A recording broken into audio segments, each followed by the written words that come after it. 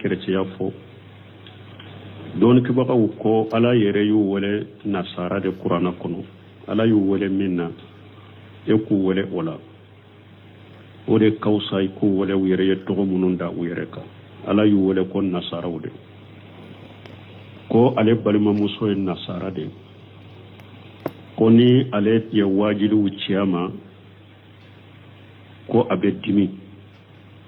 ka fo alema akana toka ni wajilu ci alema ni arjanna be de bolo adatu nya ni janaba be de bolo ndo akono ko do na nyugo naw o ale kanka munke wala ale segena ni na wakati be ahinna bale fana la ba fa kakanda kanka munke mo folo la e kana wajilu ci ama fola make silama yere folo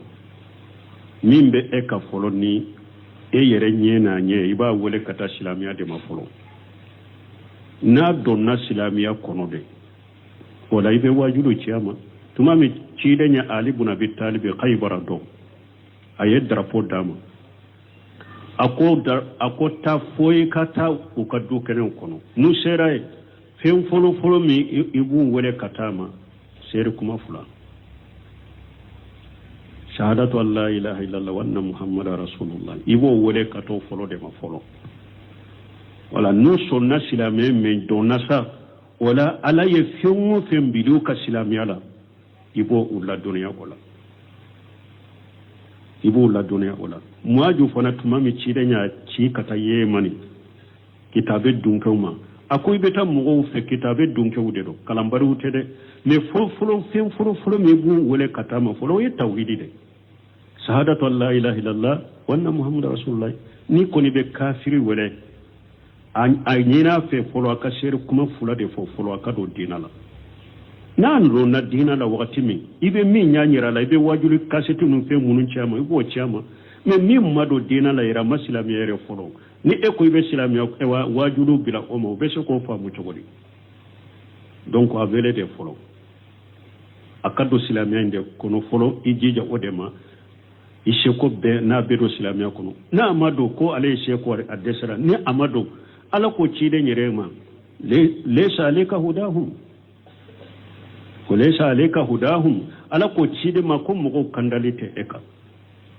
wama ala rasul illa al balagh ayawre ala ko fuite cide kanilla selite e tayede ka wole me minye ka kanda do dusugun kuna ka kanda wote bolo innaka la tahdi man hababuta walakinna allah yahdi man yasha ala ko cide nyerema ete se kam mo kanda min kandali tiara ewo ala debe mo kanda min kandali ala jia parce que kanda uye togo ya fulade hidayatu tawfiq be wa hiya hidayatu rasadi be hidayatu rasadi mana kasira ira mo la karasa ninde silamiya do silamiya kono ala kilim pe bato seru kuma fo hidayatu rasadi ninde be bolo kabila sira odi ato ala ko cide ma ayawre kuno wa innaka la tahdi ila siratal mustaqim ako ebake kam mo kanda kata siratilen waye munye hidayatin irasad waye de kabila sira ka sira irala karasa ninde islam karasa do islamiyala obe ciden bolo me hidayati tawfiqi ka kanda noni kado mo duskun kono kabe sawawa maka kanda kado islamiya kono be ala yere de bolo donc o eta yede kabila sira de ni ala yewa ikana décourager pour suro de kana décourager kana ka konan jali bila ka gere nyugo na ka konan ja parce que nya fo chogomi ibari masuru hari na kera kafiri de shenji intugoli bi na che ita kanu dusukunde kono kafira mi abaka ita kanu dusukun kono ni oye mi ala sinji min do ina che ko tugu ina che ka ya nyuma unkaye obi kade pour suro be sinji tugu ina che ibe nyuma unkaye har be ikiche siriki jija ka duwuke ikana to welele ndoroma ika sujudu la ika sallila ibe to ka duwuka ye ala balima muso kanda ala anka balima muso kanda ibe ala delaye to suru kan nesika ka konanja kai kanyuma ya kai ka sinji tugani na ce la alla na kanda ni sababu ni desra la pew laysa alayka hudahum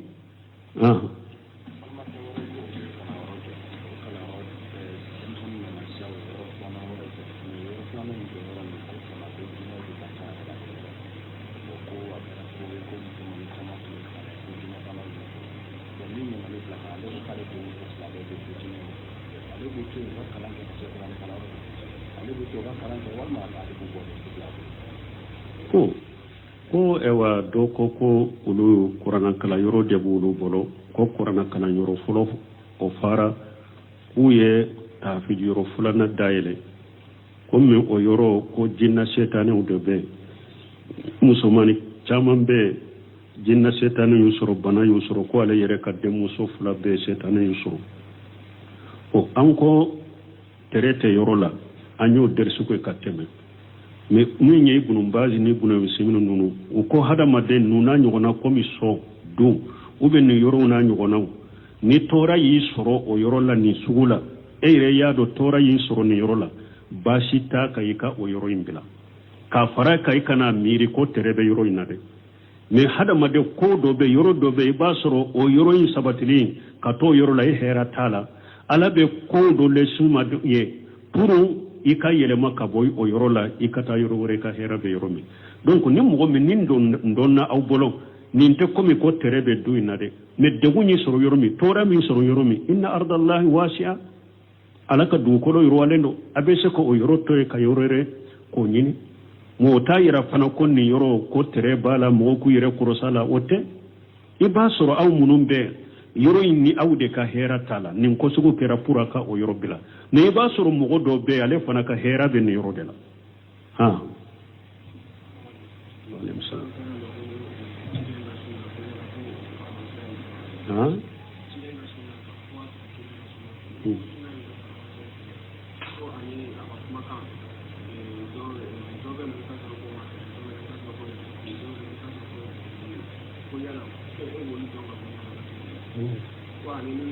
wa kana chaya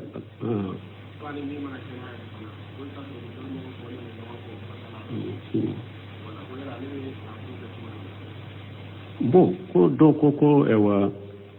ciden ka sunna faranfalsha be do chugodi ani fana ciden ka sunna do ba fo ne nyedde fuye ni nyem mawduye wani ni min kene ya do be don ko be nyogon so swala ko be mun ke ola folo la min be arabu kamme abdul muhsin abadi abu dawuda ka sarahu kasheti folo abu dawuda sarahu atumbe abu dawuda sarahu damina muqaddima kasheti folo tata itela khatil sunna ewa parampansilendo le chokomi abo fo akono ana aka kitabu dobe tahzirun min al bidai aka kitabu dobe itela khatil sunna bo fana afo okono sunna folo nu ko ciden ka sunna chogoya nani nyogona de bala a chogoya folo nu ko ciden ka sunna tariqatu rasulullah sallallahu alaihi wasallam ciden ka sira de ninye mana an kan ka tugo aka sira min ko kala batona o ye chogoya sabare qawluhu wa fi'luhu wa taghririhi ciden yen ninfo ciden yen ninkera ciden nyana ya sabati gorobali la folo nu ko sunna kambe ciden ka tasira de ma ani tasira minna na ka tuga ko ola aka kuma kan aka kewale ayemin sabati ni nye sunna e tugo ya folo tunna sugo ya folo ma tunna tugo ya fulana ma yuqabilu alquran wa sunna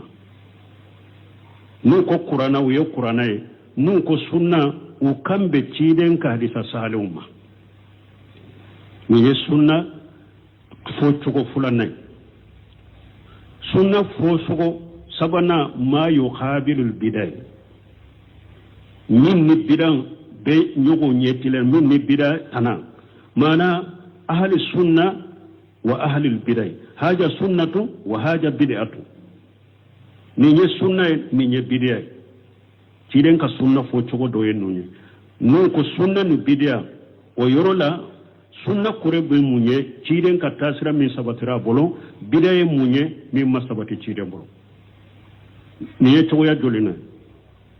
fulana e sabana nanina non ko sunna fi islahi al fuqaha ni fuqaha ko shi fiqhu tiku ko fiqhu la sanne sunna o korede ciden ka komi akeli ni yake be baraji soro me hari ni ma ke wajibi tika jurubutila nu ko min ye farda ye o yere ciiden ka ko min ye wajibi ye wajibi do i ka ke ni ma ke be junubu sɔrɔ min ye fuqahaw ta ye nu fuqahaw ko الفرض والسنة حاجة من الفرائض وحاجة من السنة فقهاء قيس لها نولك سنة وكرد من كيلي قانونين واجبته نيا كيبه براجي سرو نيما كي جنوبوتي لا نوكو من واجب فردا ويد نيا كيبه براجي سرو من نيا توي كاسرو يشكو باكيلا لا دروته يبه جنوبو سرو wala wode amraka kanyi wode parce que dole an temburu ni fanala kwan kana to ku fora ba kaw nakte ko chaman tame utu korodo an ko fo uba do chokome wala farda yede ni mugo menya akeibe baraji soro me ni ewa ni mugo menya ke baraji biye me ni ya to wajibi ni ya to junubu bela nu ko sunna o yede ni ya ke akanunendo be baraji soro me ni ma ke junubu tela ninte nani yawa bo sunna fo cogo nani yen ninde abdul musini ba bange sunna fo cogo nani yen ninde ako ko ba fo ni nyedde fue o ba fo ni nyefenya bo o fana kunye munye tumami mushriku kafiru munafiqu u desera silamiya la ni bamuruye ka silamiya kele ni fangay tumami silamiya jugu desero ma pew po o ko sisa aka kuma an ku nyagambi an kata hadisa udofo kafo bo niya ai hadisi de fufle ube akata hadisi mawdufu hadisa min yengalo ibasuru beta hadisa wa ndanke seba minye ko ciden nyafo ciden ka seba done nunu ibasuru hadisa de fo ba beta fo no be hadisa fo ba fo bu rata ko ciden kote ube umaru ko ciden kote ube abubakar ko ciden kote Allah je bada hadisi da ya fube maudu'i ba su rubuta da ce babba dodeka tuma mu desira silamiya mani kene kan koyi da sisa uku an kan yaran buburo ka galon dila kudo aka hadisa kono bu na barake na ye bara fu barajitu ya lagara ala ko inna nahnu nazzalna dhikra wa inna lahu lahafizun ako ala de be qur'ana ale de qur'ana jigi ale de be qur'ana tanga donc ciiden ka sharia min fula ka dina min fula ni nabi nyuma tena kofe ala ya garanti ta ka koroshi ka tanga o koso ala ye cew bo ciiden ka mantonula ulu fana ka hadisa cew kala hadisa cew ulu fana yu kala ku do uba fo mima arijal donc ciiden ka hadisa bo ce munu sabatilendo konni hadisa bora karasale pe kata karasala kata ciren ka sebala ko ciren kote o hadisa kany me iba soro nince masina fulana ni hadisa bora o koni de la ko karasa kote ko sabura ta kote asahalente ala ye ceudi silamiya sariya fana ma ciren ka sariya na ka dina na ka sunna kurosili koso ayo cewu fana bo ko olu fana ke ka ciiden ka sunna tente min sabatira ciiden bolo o donendo o yo tente ko bola min masabata bolo nu yo galon dala de walla fulende ko tente ko bola ate nyagambe fo ni makala min te wayewa oce bawdo taman temena an ka wakati la ibumbaji yo doye mugbini wadi yo doye Sheikh Albani yo doye adrapo bolo aye kitabu de la silsilatu hadisi sahiha fuyi to kono ciden ka hadisa munu sahara mujalladu chama aye kitabu de la silsilatu hadisi dayfu wal mawdu'a fuyi to kono fo hadisa munu ngalonye mun karudo la fulenda yo fana faranyo ko kono ka faraka ka ewa sittai arba turmiji ibn majah nasai abi dauda kanunun beddila kuke jiwu nani ye turmiji aka hadisa sahalendo ayuke mujalladu saba aka hadisa milla fulendo ayuke mujalladu kelen kono abi dauda kete ka ibn majah kete kan nasai kete ala yenni islamiya sila ciden ka sariya kolosi katanga kayri zalu bo munum bu bo nyogonna oye bon sisan ni e ko ale ma kala ale b'a kɛ cogo di an b'a f'i ye yala e bɛ diɲɛ ko bɛɛ dɔn wa mais n'i bɛ don diɲɛ ko min na ko i bɛ taa dɔnbagaw de ɲininka n'i ye kɔmarisa de ye min bɛ juru sara min tɛ juru sara min ye nkalontigɛla de ye min ye nanbarantɔ de ye u ye wulu dɔn i bɛ juru dɔn min na i y'o sɛgɛsɛgɛ k'o dɔn i man k'i ka juru dɔn min na i y'o sɛgɛsɛgɛ k'o dɔn i kan k'i minɛn di min ma a ka feere ye i y'o dɔn i man k'i ka minɛn di min ma a b'a feere i y'o dɔn mun na i dara mun kama i t'o fana ɲɛɲini i ma da o kama yɛrɛ o i dara diinɛ de kama i ka diɲɛ ko min ma da kama i y'o ɲɛɲini fɔlɔ aw yɛrɛ b'a fɔ cogo min b'a fɔ cogo i y'o ɲɛɲini kɛ ɲɛ o i ka diɲɛ ko diɲɛ min n'i ma da kama i y'o ɲɛɲini ka ɲɛ n'i bɛ don sɛnɛ de la i bɛ taa minnu bɛ sɛnɛ ɲɛdɔn i bɛ t'o fɛ n'u bɛ forasi de sen ka dugu na forasi sen na u bɛ t'o fɔ e yɛrɛ ta e yɛrɛ ta bere i tɛ taa bere dɔw ta dɔrɔn ko e bɛ forasi sen ka jɔ ko bɛ taa forasi sen na o de ɲini i ka diɲɛ ko y'o ɲini o ɲa ɲini donc i dara diinɛ min kama n'i ma kalan o diinɛ fana cɛw bɛ yen a dɔnbagaw bɛ yen n'i bɛ don diinɛ ko min na o ɲininka la kɛ lagadaritigi m'o f'i ye wala yahillu lahu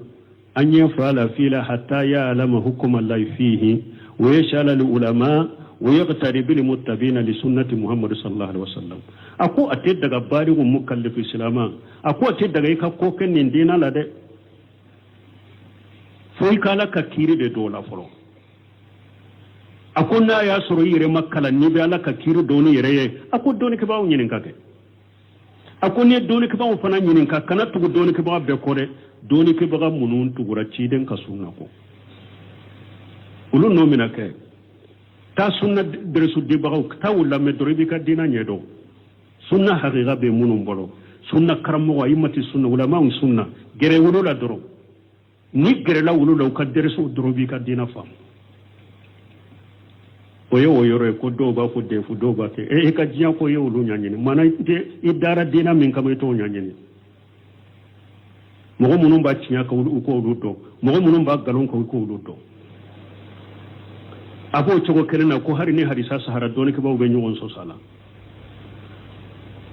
hari jiya ko yere la bana yere fune bana min be la jiya bana yere mi ba soro bana do be la docteur te nyon so sala min bi docteur min ba nyedo ko sobe ni be dare mbara ube yere dale mbara ko ni bana na ibe to de fo ne ka bana karasa ya fote karaya sa ya fote min nin docteur ya fo chogo mi do ye fura min di do ode be ne ka bana do ite taw de fa o do ne ke ba on fana la bo chogo de la i ka jiya ko la ni banana i dalen be docteur min na ni bo de segere kata i ka bana nya fo na bi ka fura ke na bi ka fura udima jiya ko fana la e dina ko fana la doni ke maga min be dalen be ka doni la i dalen be ka la nya siranya la i dalen ba ka yire korosi la ni kono na filida min na i ka dina la o tata ke ka barake na tawu nyin ka ke donc ambe min fo nin tige aka nyin kali jagula o yenninde bambantiate hujate mo bolo ni dina la ko qur'ana sera mo ma kiden ka hadisa kala na mo ibume hujate bolo la garade ni ba nyanyini de pijan kono ya nyanyini sani kata nyinin kala ya makene kan ni be dese ka jabi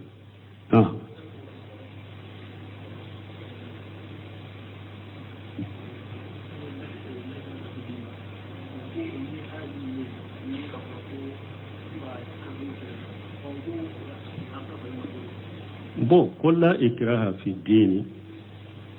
ko ani aya munun be ko kana kafiru kelo be fara nyon ka chogodi wes fara nyon ka chogomi folo la ikraha fi dini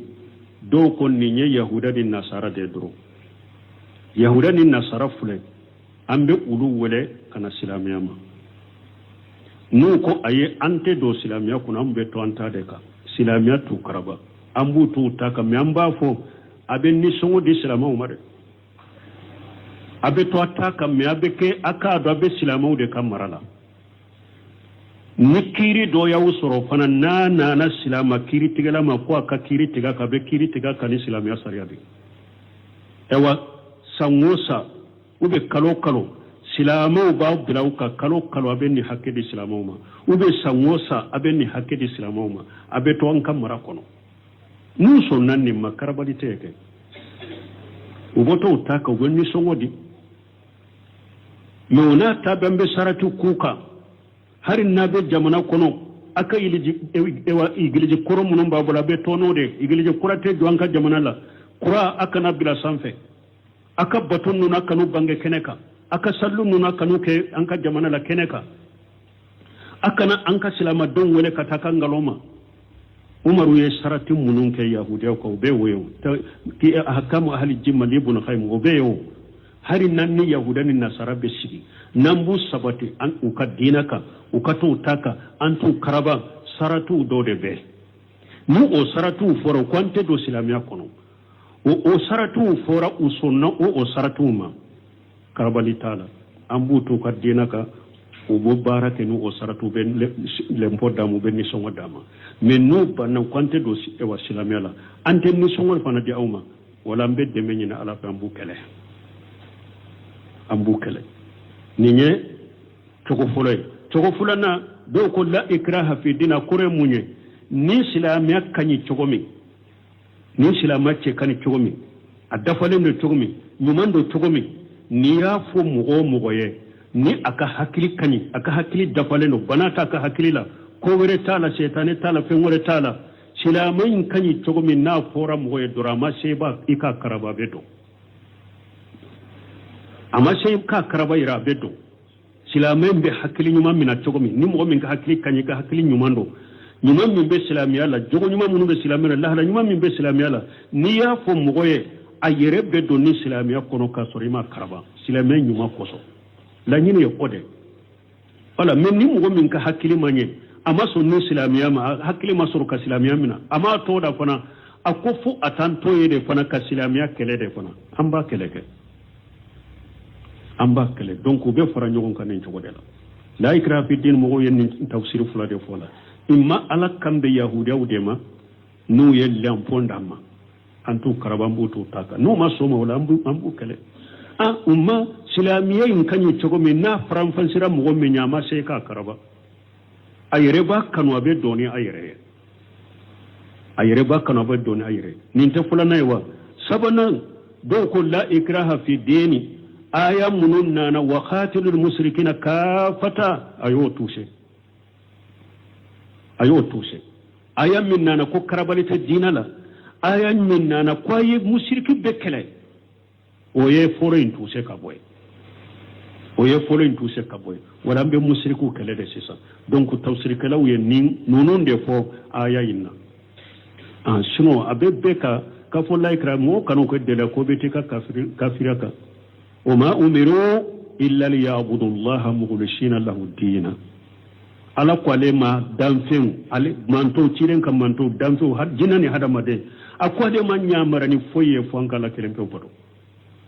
ambe nyamariya ankala kelempe de boto wala nimba na oma aya munun nana ko karabali te wo yasoro fanga de te islamiyala ka fanga be kafiru de la ala ko ayu wele kado dina la nimin do na kule nimi madwa kana karba metuma mislamu nana fanga sura ko ayu kele fo kado islamiya kono ala ka hatmanda subhanakallahumma rabbana bihamdika ashhadu an la ilaha illa anta astaghfiruka wa atubu ilayk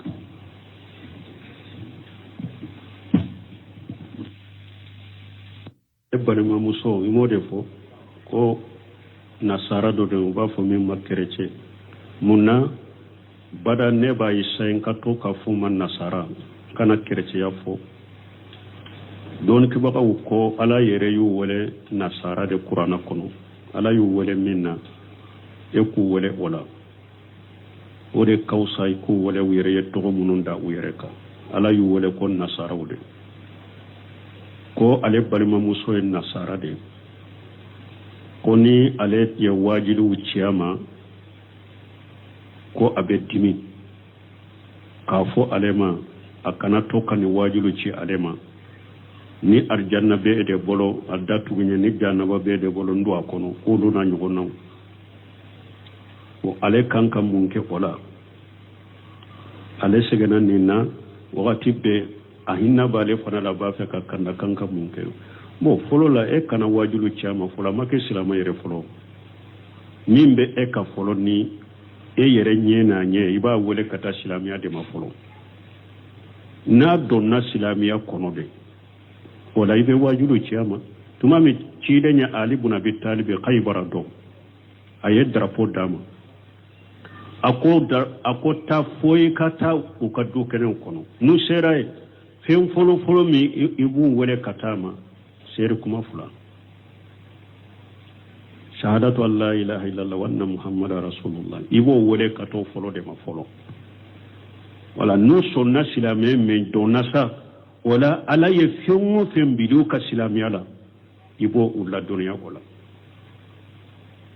ibo ulla dunya wala muaju fana tuma mi cide nya ci kata yemani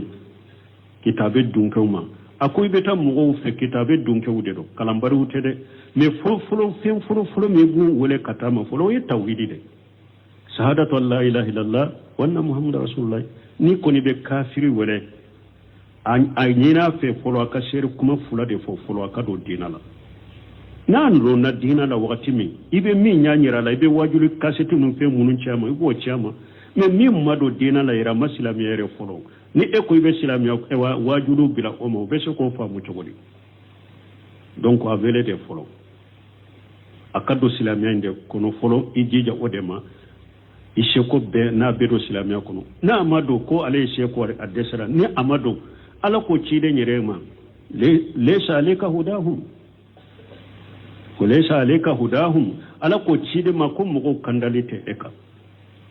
wama ala rasul illa al balagh ayawre ala ko fuite cide kanilla selite etayede ka wole mi minye ka kanda do dusugun kona ka kanda wote bolo innaka la tahdi man hababuta walakin allah yahdi man yasha ala ko cide nyere ma etese kam mo kanda min kandali tiara ewo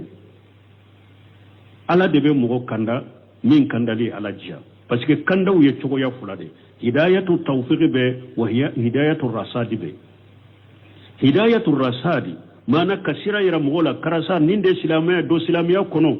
ala kilimpe bato seru kuma fo hidayatu rasadi ninde be bolo kabila sira odi ato ala ko cide ma ayawre kuno wa innaka la tahdi ila siratal mustaqim aku ebake kam mo kanda kata siratilen waye munye hidayatin irasad waye de kabila sira kasira irala karasa ninde islam karasa do islamiyala obe cide mbolo me hidayati tawfiqi ka kanda noni kado mo duskun kono kabe sawawa maka kanda kado islamiyya kono be ala yere de bolo donc o eta yede kabila sira de ni ala yewa ikana décourager to suro de kana décourager kana ka konan jali bila ka gere nyogo na ka konan ja parce que nya fo chogomi ibari masuru hari na kera kafiri de shenji ntuguli bi na che ita kanu dusukun de kono kafira me abaka ita kanu dusukun kono ni oye mi ala sinji min do ina che ko tugu ina che kaya nyuma unkaye obi kade to suru be sinji tugu ina che ibe nyuma unkaye har be ikiche shiriki jija ka dwauke ikana to welele ndoroma ika sujudu la ika sallila ibe to ka dwaukaye ala balima muso kanda ala anka balima muso kanda ibe ala delaye ibe ala delaye to suru kanesika ka kunanja kai ka nyuma ya kai ka sinji tugani na che la alla na kanda ni sababu ni desra la pew laysa alayka hudahum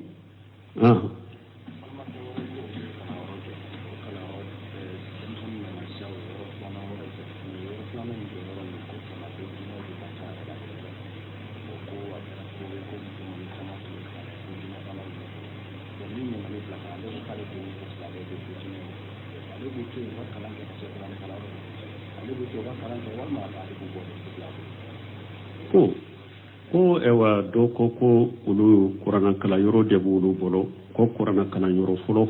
o fara uye ta fi yoro fulana daile ko me o yoro ko jinna setane o de be musomani chaman be jinna setane yusoro bana yusoro ko ala yere kadde muso fula be setane yusoro o anko terete yoro la anyo dersu ko kateme mais muy ñey bunum base ni bunum simino nunu ko hada maden nuna ñogona komi so do ube ni yoro na ñogona ni tora yi soro o yoro la ni sugula e re ya do tora yi soro ni yoro la basita kayika o yoro imbila ka fara kai kana miri ko terebe yoro ina de mais hadamade ko do be yoro do be ba soro o yoro yin sabatili ka to yoro la hera tala ala be ko do le suma ye puru ika yele maka boy o yoro la ikata yoro wore ka hera be yoro mi donc ni mo mi nin don na aw bolo nin te komi ko terebe du ina de me degunyi soro yoro mi tora min soro yoro mi inna ardallahi wasi'a alaka du ko do yoro walendo abese ko o yoro to e ka yorere ko nyini mo ta yira fana ko ni yoro ko tere bala mo ku yire kurosala ote iba soro aw munum be yoro ni awde ka hera tala nin ko sugo kera pura ka o yoro bila ne iba soro mo do be ale fana ka hera be ni yoro de la ha alaykum salam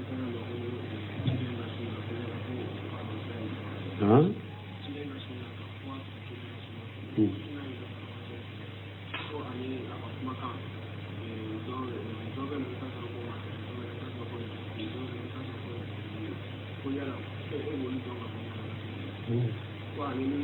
wa kana caya